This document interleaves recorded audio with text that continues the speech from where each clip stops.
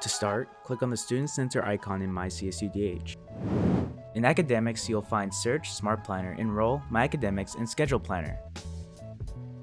Search is where you can find classes on campus and when they are offered. Smart Planner is a program that helps determine your best course of action for graduating. Enroll is where you can sign up for classes each semester. In My Academics, you'll find your unofficial transcripts, GPA, and more.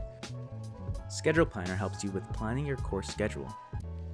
Use the academic menu if you need a specific page in the Student Center. This week's schedule will show your current academic schedule and course information. Finances is where you can locate financial aid, scholarships, and more. Account Summary is where you can locate any dues that you owe. On the right, you can find Holds, where important fees, tasks, or information the university needs you to complete.